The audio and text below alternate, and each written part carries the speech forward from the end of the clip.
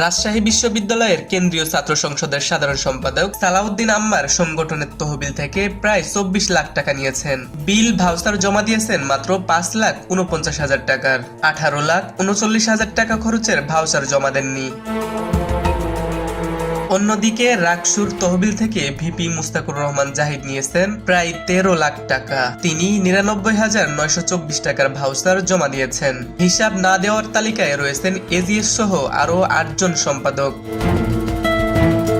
রাকসুর কোষাধ্যক্ষ কার্যালয়ের ব্যয় সংক্রান্ত একটি নথি থেকে জানা গেছে, চলতি মেয়াদে 42টি কর্মসূচিতে রাকসুর তহবিল থেকে 1,29,14,689 টাকা বরাদ্দও দেওয়া হয়েছে। এর মধ্যে 61,50,468 টাকার বিল ভাউচার জমা দেওয়া হয়নি। 7 ধাপে সবচেয়ে বেশি বরাদ্দ নিয়েছেন এজিএস আম্মার 23,88,000 টাকা। 3 ধাপে 18,39,000 টাকার খরচের ভাউচার জমা দেননি তিনি। এর মধ্যে জানুয়ারিতে ভর্তি পরীক্ষার বুথ স্থাপনের জন্য 3,02,000, একই মাসের রাকসুর সদস্যের বাজেট 3,77,000 টাকা এবং এপ্রিলে নেওয়া রাকসুর সদস্যের দাপ্তরিক খরচের 1,60,000 টাকা তিনি নেন।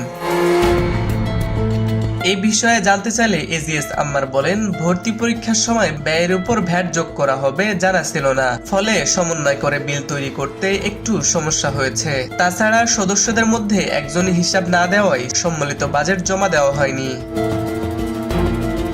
এদিকে ভিপি মুস্তাকুর রহমান জাহিদের নামে 6 ধাপে 13,04,324 টাকা ওঠানো হলেও 99,924 টাকার ভাউচার জমা দেওয়া হয়েছে।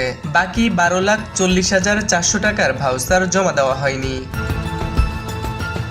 এর মধ্যে গত এপ্রিলে 1.5 লাখ টাকার দাপ্তরিক খরচের হিসাব না দিয়ে আবারও একই খাতে 2 লাখ টাকা নিয়েছেন তিনি। এছাড়া আগস্টে বিশ্বকাপ ফুটবল দেখানোর জন্য 3,82,000 টাকা, ভিক্টোরি রান ইউথ রাকসুর জন্য 3 লাখ টাকা এবং জুলাই জাদুঘর স্থাপন বাবদ নেওয়া হয়েছে 2,08,000 টাকা। এ বিষয়ে জানতে চাইলে ভিপি মুস্তাকুর রহমান জাহিদ বলেন, বিল ভাউচার দ্রুত জমা দেওয়া ভালো, তবে আমার মেয়াদের মধ্যে অডিটের আগে জমা দিলেও হবে, তবে এর আগেই আমরা বিল ভাউচার জমা দেব।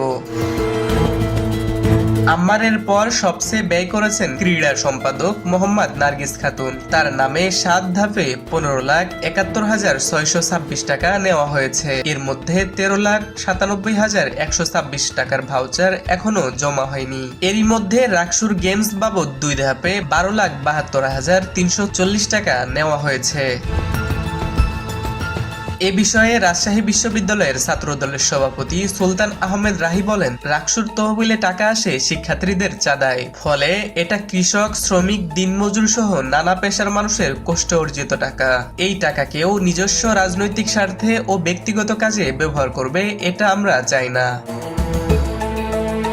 এ বিষয়ে জানতে চাইলে রাজশাহী বিশ্ববিদ্যালয়ের উপাচার্য অধ্যাপক ফরিদুল ইসলাম বলেন, বিশ্ববিদ্যালয়ের কোনো টাকা ব্যয় করলে অবশ্যই বিল ভাউচার জমা দিতে হবে।